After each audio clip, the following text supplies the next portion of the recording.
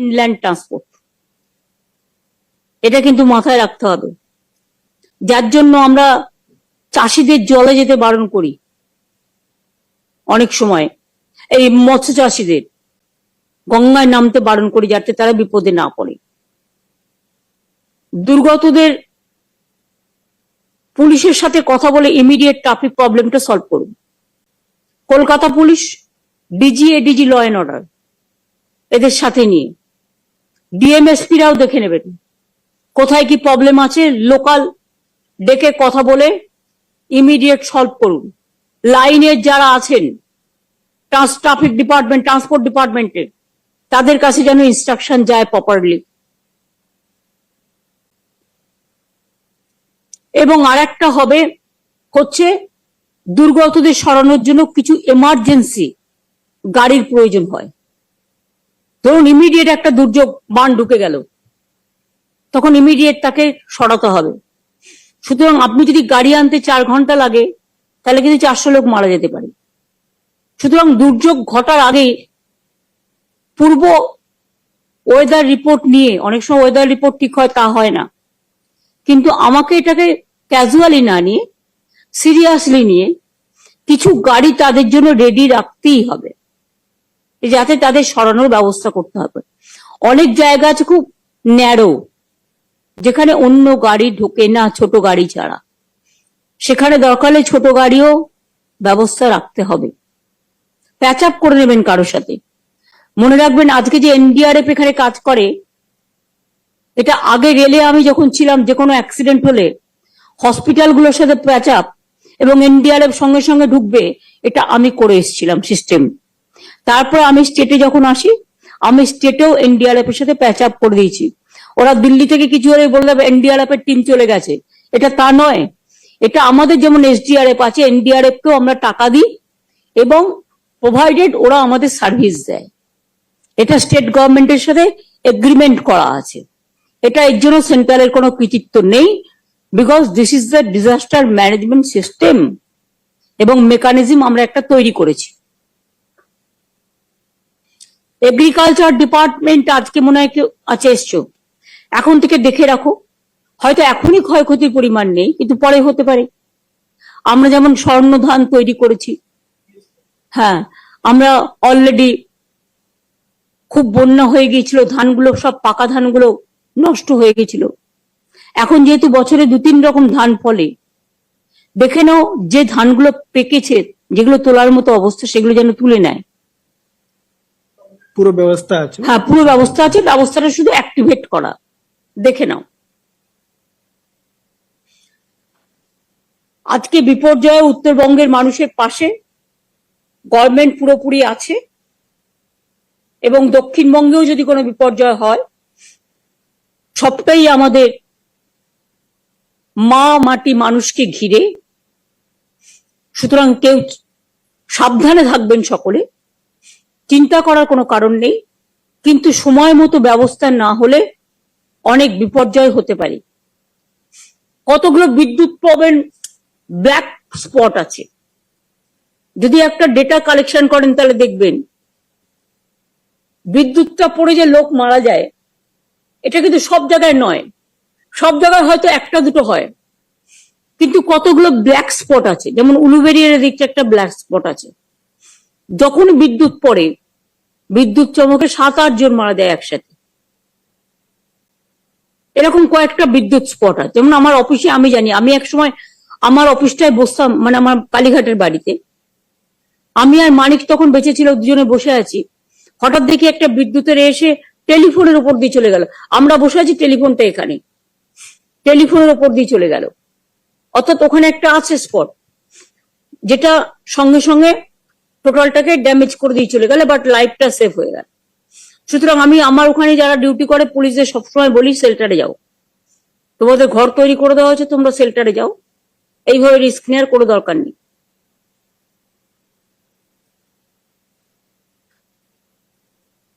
প্রত্যেক মানুষের জীবনেরই দাম আছে, এবং আজকে থেকে মনে হয় সেফ ড্রাইভ সেভ লাইফ পুলিশের প্রোগ্রাম আছে। আমি ট্রাফিক পুলিশ সহ, কলকাতা পুলিশ সহ, সব কমিশনারেট সহ পশ্চিমবঙ্গ পুলিশ সহ সকলকে কনগ্রাচুলেশন জানাচ্ছি। ইটস এ ইনিশিয়েটিভ যেটা এখন অন্যান্য রাজ্য অনেকে আমি দেখছি ফলো করার চেষ্টা করছে। ভালো জিনিস ফলো করা ভালো। আমি আবার বলবো এটাকে নিয়ে নেগলিজেন্স করার কোনো জায়গা নেই। অ্যাক্সিডেন্ট সবচেয়ে বেশি ঘটে বর্ষাকালে, আর দুই হচ্ছে যখন কুয়াশা পড়ে, রাতের অন্ধকারে জোর করে গাড়ি চালাতে গিয়ে। আমি বারবার বলি যে যেগুলো ব্ল্যাক স্পট অ্যাক্সিডেন্টের, সেখানে একটা করে চিহ্ন দিয়ে দেওয়া। ওই যে প্লাস্টিকে তোমরা এখন হলুদ লাগাচ্ছ একটা, যে চিহ্নটা লোকের চোখে পড়বে, ড্রাইভ স্লো, একটা করে বোর্ড লাগিয়ে দেওয়া। প্রতিবার কেন বলতে হবে? এই সিস্টেমটা তো কন্টিনিউ করবে। এমনকি আমার ওখানে একটা ট্রাম লাইন আছে, আমি দেখছি ট্রাম চলে না দীর্ঘদিন। ট্রাম লাইন হেরিটেজ ঠিক আছে, আমরা তো রেখে দিয়েছি এসপ্ল্যানেডে, আমরা তো হাত দিইনি। কিন্তু আলিপুরের মোড় থেকে, খিদিরপুরের মোড় থেকে মনে হয়, মোমেনপুর মোড় থেকে আর একদম হাজরা মোড় পর্যন্ত একটা লাইন পড়ে আছে, ট্রাম তো চলে না। কিন্তু প্রায় 7-8 জন মারা গেছে প্রতি বছর, 2-3 জন মারা যাচ্ছে, 4-5 জনও মারা গেছে এক এক বছর। স্কুটার যাচ্ছে, ট্রাম লাইনে স্কিড করে যাচ্ছে, পেছন থেকে গাড়ি এসে মেরে দিচ্ছে। এটা ইমিডিয়েট আমি বলবো, ট্রাম যখন চলেই না, ট্রান্সপোর্ট ডিপার্টমেন্ট এটা তার দায়িত্ব পালন করেনি। আমাকে মানুষ মারার জন্য কোর্টের রায় দেখাচ্ছ? তোমরা কি ঠিক মতো ফাইটটা করেছো না ছেড়ে দিয়েছো? ট্রান্সপোর্ট ডিপার্টমেন্টের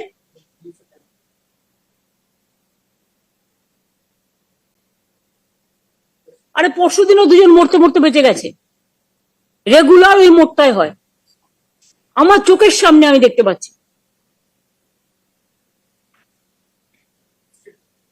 স্কিড করে যাচ্ছে আর গাড়ির পেছন থেকে গাড়ি এসে মেরে দিচ্ছে।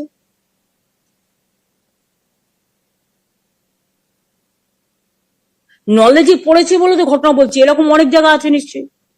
কেন হবে এটা? মানুষের জীবনের দাম সবচেয়ে বেশি না আমাদের ইগোর দাম? কোনটা? আমি তো মনে করি মানুষের জীবনের দামের কাছে আর কোনো দাম স্টে করতে পারে না। সুতরাং এটাকে ইমিডিয়েট টেক করে two sort it out, how to do it. আমি অলরেডি ববিকে 7 দিন আগে ডেকে কথা বলেছি। ঠিক আছে, এটা করে দাও। এই পর্যন্তই আজকে ছিল, বাদ বাকি তো আগামীকালও আমাদের মিটিং আছে এই সময়, 4:30 সময়, 4টে সময়, 4:30 করে দাও। বাজার কমিটি নিয়ে মিটিং আছে, প্রাইস হাইক নিয়ে। এই কদিনে প্রাইস হাইক দ্বিগুণ হয়ে গেছে প্রত্যেকটা জিনিসে।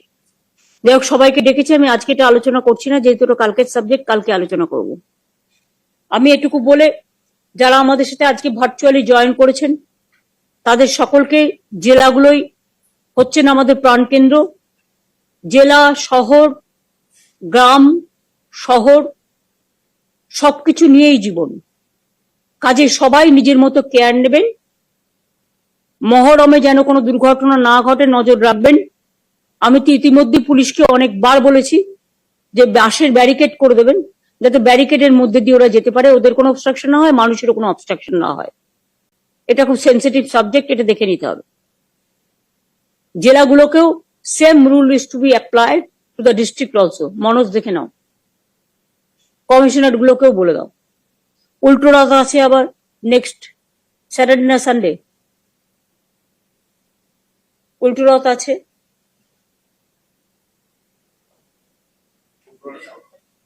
আর 21শে জুলাই যেহেতু আমাদের একটাই বছরে প্রোগ্রাম হয়, বড় প্রোগ্রাম, 13 জন মারা গিয়েছিল শহীদ তর্পণে।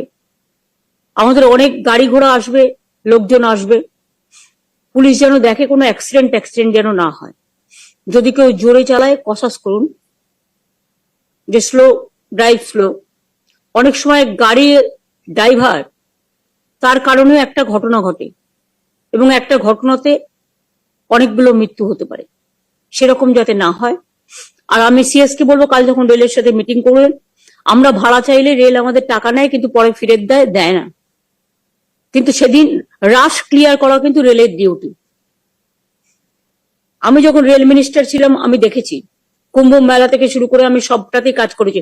শান্তনু তখন আমার প্রাইভেট সেক্রেটারি ছিল, জিজ্ঞেস করুন। রেলের দায়িত্বের মধ্যে পড়ে। যদি কোথাও বেশি হ্রাস হয় সেটাকে ক্লিয়ার করার জন্য ওদের একটা সিস্টেম আছে, ওরা বারবার রেল চালায় এবং বগি বাড়িয়ে দেয়। আগে বগি ছিল 14-15টা, আমার সময় আমি এটা 25টা করে দিয়েছিল।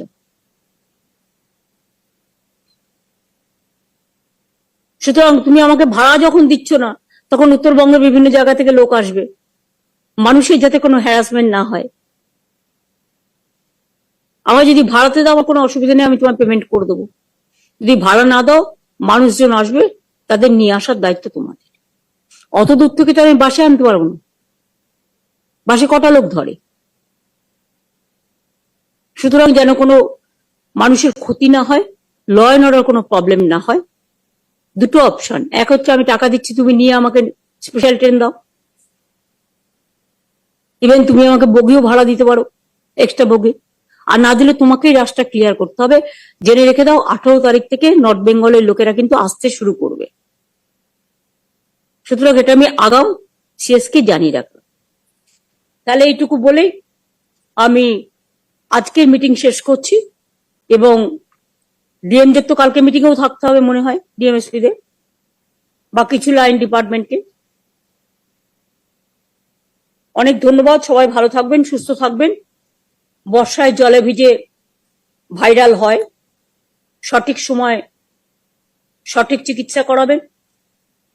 আর যদি হেলথ ডিপার্টমেন্টের কাছে সেরকম কোনো ইনফরমেশন থাকে, তারাও টাইম টু টাইম পশু পক্ষী থেকে শুরু করে মানুষ সবটাই দেখে নেবে। এআরডি ডিপার্টমেন্ট তো আছে এখানে, না বিবেক নেই এখানে মনে হয়। মাইক অন করে দাও। ঠিক আছে, থ্যাংক ইউ প্রেসকে আমি থ্যাঙ্কস জানাচ্ছি উপস্থিত থাকার জন্য। নর্থ বেঙ্গল থেকে শুরু করে সাউথ বেঙ্গল, অন করে দাও। আজকে অবশ্য নর্থ বেঙ্গলের ডিএমএসপিদেরই ডাকা হয়েছিল। সবাইকে অনেক ধন্যবাদ, থ্যাংক ইউ সো মাচ। সকলে ভালো থাকুন, সুস্থ থাকুন। মাইকটা এবার সকলকে ধন্যবাদ জানিয়ে। নমস্কার, 5:05 নিয়ে আমি অতনু রয়েছি আপনার সঙ্গে ফের কলকাতার বুকে সেক্সটর্শন, অর্থাৎ ডেটিং অ্যাপের মাধ্যমে যোগাযোগ এবং তারপরে ফেঁসে যাওয়া। কিন্তু কিভাবে ফেঁসে গিয়েছিল ওই যুবক? বন্ধুত্ব পাতিয়ে ফেঁসে গেল কিভাবে, জানবো। আমার সঙ্গে রয়েছেন অর্পিতা প্রতিনিধি সরাসরি। অর্পিতা, কিভাবে ওই যুবক ফেঁসে গেলেন?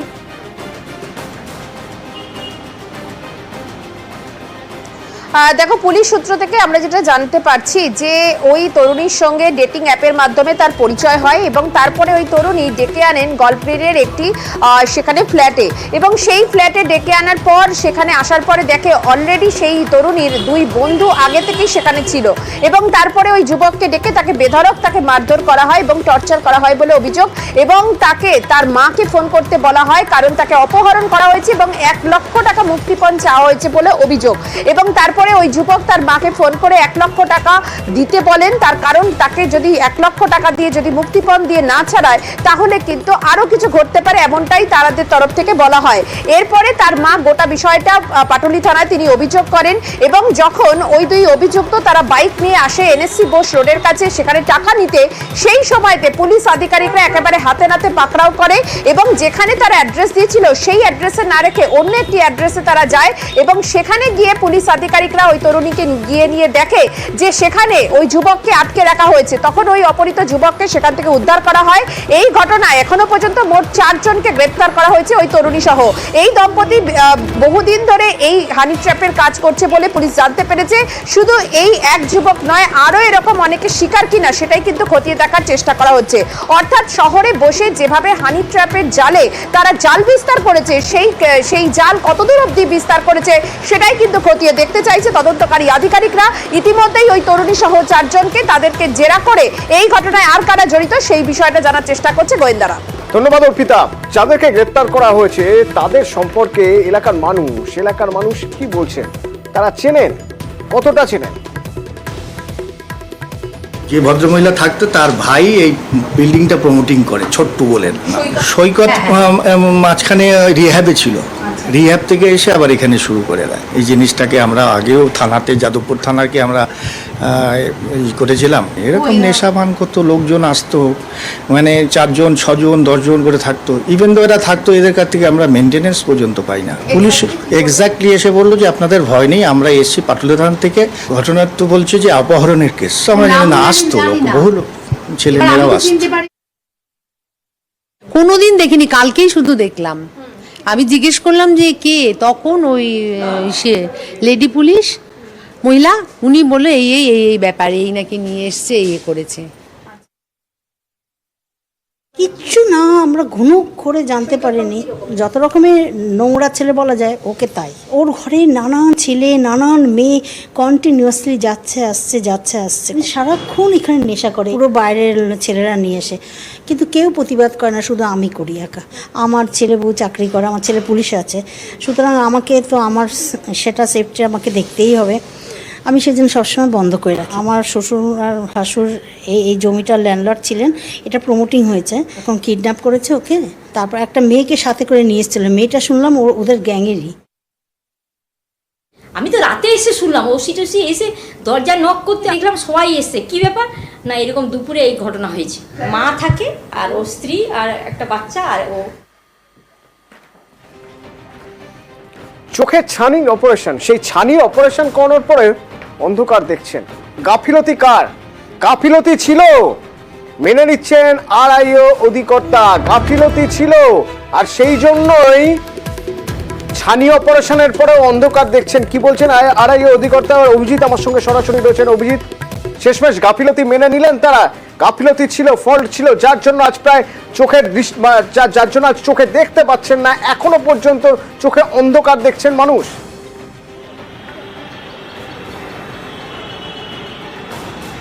অতনু, যে জায়গাটা প্রশ্নটা উঠছে, যা কারণ এই কলকাতা মেডিকেল কলেজ হাসপাতালের রিজিওনাল ইনস্টিটিউট অফ অপথালমোলজি, তার ডিরেক্টর বা অধিকর্তা অসীম কুমার ঘোষ, ডক্টর অসীম কুমার ঘোষ, তিনি সুস্পষ্ট জানিয়েছেন তিনি কিন্তু স্বাস্থ্য দপ্তর নিযুক্ত যে তদন্ত কমিটি, সেই তদন্ত কমিটির সদস্য। এবং এই মেটিয়াবুরু সুপার স্পেশালিটি হাসপাতাল বা নাদিয়াল হাসপাতাল, সেখানে যে সমস্ত রোগীর ছানি অস্ত্রোপচার হয়েছে তাতে যে গাফিলতি ছিল সেটা তিনি এক প্রকার স্বীকার করে নিয়েছেন।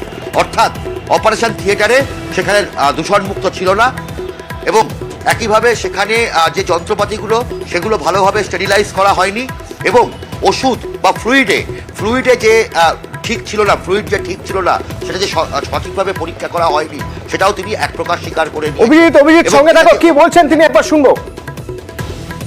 আমরাও একটা তদন্তের রিপোর্টের কমিটি তৈরি করেছি, তার মধ্যে আমিও আছি, কিন্তু আমি একা তো বলার আনসারেবল নই বা বলতে পারবো না।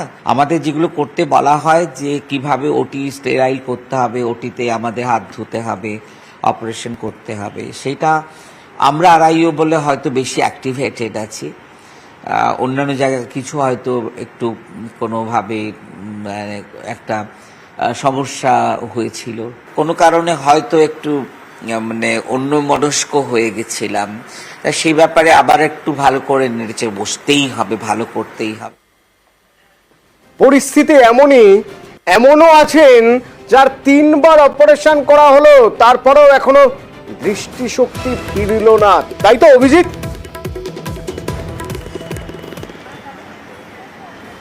ঠিক অতনু, এখনো পর্যন্ত এখান থেকে এই মেডিকেল কলেজের আরআইও থেকে 8 জনকে ছাড়া হয়েছে যাদের ছানি অস্ত্রোপচার হয়ে বিপত্তি হয়েছিল, যাদের এখানে বড় অংশেরই 3বার অস্ত্রোপচার হয়েছে, এবং তারপরেও হাসপাতাল বলছে যে তারা নাকি আংশিক দৃষ্টিহীন, তারা অল্প দেখতে পাচ্ছেন।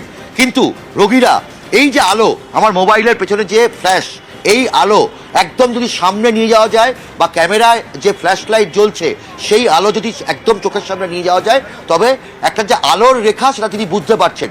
বাকি কোনো কিছু দেখতে পাচ্ছেন না এই রোগীরা, একজন রোগীও দেখতে পাচ্ছেন না। এবং এখানেই প্রশ্ন উঠছে যে যেভাবে এখান থেকে তাদের ছেড়ে দেওয়া হলো, হাসপাতাল কর্তৃপক্ষ বলছেন যে আস্তে আস্তে নাকি তাদেরকে দৃষ্টিশক্তি ফিরে পাবেন, কিন্তু আদৌ কি এই মানুষটার দৃষ্টিশক্তি ফিরে পাবেন? তারা বেশিরভাগ রোগীরাই বলছেন যে তাদের জীবন অন্ধকার, তাদের আশা নিরাশায় পরিণত হয়েছে। বহু আশা নিয়ে তারা ছানি অস্ত্রোপচার করতে গেছিল, আরও ভালোভাবে চোখে দেখতে পাবেন, এবং সেই জায়গা থেকে একের পর এক রোগী, মোহাম্মদ রফিক, থেকে শুরু করে বিভিন্ন রোগীরা তারা যেটা বলছেন যে তারা কি আর দেখতে পাবেন? এরা অনেকেই পেশায় দর্জি বা অন্যান্য কাজ করতেন, তারা আর হয়তো দেখতে পাবেন না, এবং সেই আশা নিরাশায় পরিণত হয়েছে এই রোগী। তুমি বলছিলে একবার তাদের মুখ থেকে শুনবো কি অবস্থায় রয়েছেন তারা। চোখের দিক থেকে ইনফেকশন কন্ট্রোল হয়েছে, ব্যথা কমেছে, এবং যে পুজ জমছিল সেটা অনেকটা স্তিমিত হয়ে গেছে, এবং আস্তে আস্তে দেখার দিকে ওরা বাড়িতে ফিরে যাবেন এটাই আশা করছি। তার মধ্যে 18 জনের মধ্যে 8 জন আজকে চলে গেলেন, কালকে হয়তো 2-3 জন 4 জন আরও চলে যাবেন বাড়ি। অনেকটা আমরা কন্ট্রোল করেছি এবং পেশেন্টগুলো অনেকটা হ্যাপি যে হ্যাঁ কিছু অন্তত আলো দেখতে পাচ্ছি, আমাদের আঙুল দেখতে পাচ্ছি, হাত দেখতে পাচ্ছি, তার মানে আমরা আশাব্যঞ্জক যে যখন আর একটু পুরোপুরি ভালোভাবে কাজ হবে তখন সে ভালো দেখবে। চোখে দেখতে পাচ্ছেন? না না না না, ধোঁয়া, কিছু দেখতে পাচ্ছেন না, না? আলোটাই যে খালি দুমের আলোটাই যা পাচ্ছি, ওই লাইটটা, চোখে কিছু দেখতে পাচ্ছেন? কিছুই না। কি করবেন তাহলে আগামী দিনে? কি করব আমি কিছু তো মাথা পাচ্ছি না, কি করা যায়। এখানে তাহলে কি চিকিৎসা হলো? কিছুই না। অপারেশন হয়েছিল আপনার? হ্যাঁ, 3বার করে করেছে, উঠি 3বার উঠি হয়েছে, বলে ইনফেকশনটা কাটানো হয়ে গেছে। আর একটা চোখ খারাপ হয়েছিল, এটাকে বাঁচানো হলো তো ভালো, ওইটা বাঁচলেই ভালো। আপনার কি একটা চোখেই তো হয়েছিল অপারেশন? চোখে, সেই চোখে দেখতে পাচ্ছেন না তো? না। কি করবেন তাহলে? কি করব,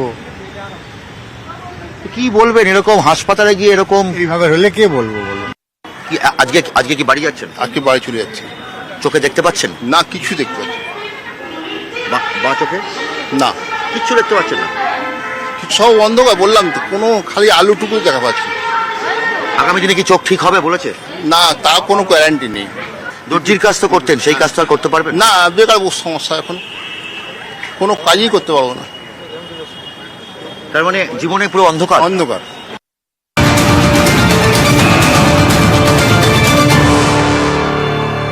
দুর্নীতিতে ক্লিন চিট দেবকে, অভিনেতা সংসদ দেব ক্লিন চিট হাইকোর্টে। অর্ণব প্রতিনিধি আমার সঙ্গে রয়েছেন। অর্ণব, নিয়োগ দুর্নীতি মামলায় যে ভাইরাল অডিও, সেই ভাইরাল অডিও নিয়ে দেবকে নিয়ে যে অভিযোগ হয়েছিল, সেই অভিযোগে ক্লিন চিট দিল সিবিআই ক্লিন চিট দিল। একেবারে সেই ঘাটালের সাংসদ, তৃণমূল কংগ্রেস সাংসদ দীপক অধিকারী ওরফে দেবকে জড়িয়ে বেশ কিছু ভাইরাল ভিডিও বা অডিও বেরোয়, এবং এই ভাইরাল অডিওগুলোকে সামনে রেখে কলকাতা হাইকোর্টে সিবিআই তদন্তের আবেদন রেখে ঘাটালের বাসিন্দা বাপ্পাদিত্য ঘোষ মামলা করে। সেই মামলার প্রেক্ষিতে সিবিআইকে অবস্থান জানাতে নির্দেশ দিলে আজকে সিবিআই তরফে জানানো হয় যে দীপক অধিকারী দেবের বিরুদ্ধে যে ভাইরাল অডিওর কথা বলা হচ্ছে, এই তথ্য নতুন কিছু নয় এবং এই তথ্যের মধ্যে নতুনত্ব কিছু নেই, এবং এই তথ্যের মধ্যে এমন কিছু মেটেরিয়াল অর্থাৎ নেই যেটাতে দীপক অধিকারীর বিরুদ্ধে তদন্ত করতে হবে সিবিআইকে। এবং এই যে অভিযোগ করা হচ্ছে দেবকে জড়িয়ে, ভাইরাল অডিওকে জড়িয়ে, এটাও ভিত্তিহীন এক, এবং সিবিআই ক্লিন চিট দেখে।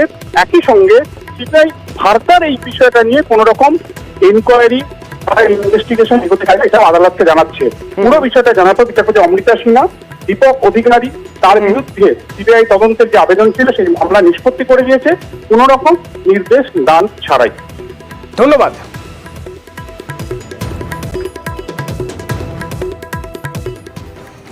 পাহাড়ের খবরে নজর রাখতে হবে, তার কারণ পাহাড়ে ওঠার রাস্তা ঠিক কি অবস্থা পাহাড়ে ওঠার রাস্তা জানবো। আমার সঙ্গে পার্থ রয়েছে প্রতিনিধি সরাসরি তিস্তার NH10 একটা দিক তিস্তার গ্রাসে চলে গেছে, তাহলে NH10 সম্প্রসারণ করতে হবে, কিভাবে সে কাজ চলছে? পার্থ প্রতিম রয়েছেন আমার সঙ্গে সরাসরি।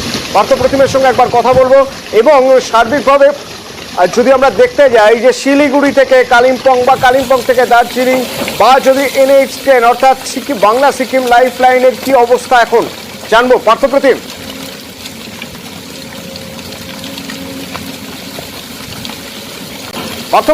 রাস্তার কি অবস্থা?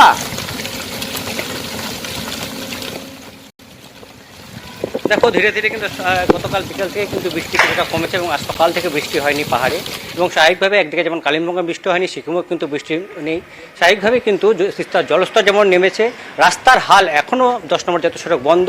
আর যে সেলফি দ্বারা 10 নম্বর জাতীয় সড়কে যে সেলফি দ্বারা, যেখানে জাতীয় সড়কের একটা বড় অংশ তিস্তার কাছে চলে গেছে, সেই সেলফি দ্বারাই কিন্তু রাস্তা পাহাড় কেটে রাস্তা সম্প্রসারণের কাজ শুরু করেছে। এই কাজ অনেকদিন আগেই শুরু করেছিল পূর্ত দপ্তরের কর্মীরা, কিন্তু বারবার বৃষ্টিতে সে কাজ বাদ সাধছিল। অবশেষে কিন্তু গতকাল বিকেলের পর থেকে বৃষ্টি কমায় সেই কাজে কিছুটা হলেও কিন্তু গতি এসছে এবং কালিম্পং জেলা প্রশাসন এবং পূর্ত দপ্তরের যে আধিকারিকরা তারা চেষ্টা চালাচ্ছেন যাতে দ্রুত অন্তত পক্ষে যাতে সেলফি দ্বারায় জাতীয় সড়কটাকে পাহাড় কেটে সম্প্রসারণ করা যায়, যান চলাচলের উপযুক্ত করা যায়। তবুও মিনিমাম আরও ন্যূনতম কিন্তু 6 থেকে 7 দিনের আগে স্বাভাবিক হওয়ার কোনো সম্ভাবনা নেই, এমনটাই কিন্তু প্রশাসনিক সূত্রের খবর। অন্যদিকে যদি আমি কালিম্পং দার্জিলিংয়ের সংযোগের তিস্তা বাজার কৃষকের রাস্তার দিকে আসি, সেই রাস্তা দিয়ে যান চলাচল সম্পূর্ণভাবে বন্ধ রেখেছে প্রশাসন, কিন্তু তবুও স্থানীয় কিছু বাসিন্দারা তারা নিজেদের ঝুঁকি নিয়ে রীতিমতো ঝুঁকি নিয়ে যেতে হচ্ছে। স্থানীয়রা যাওয়া আসা করছেন বটে, তবে তা যথেষ্ট ঝুঁকিপূর্ণ। ধন্যবাদ পার্থ দিন। ইধার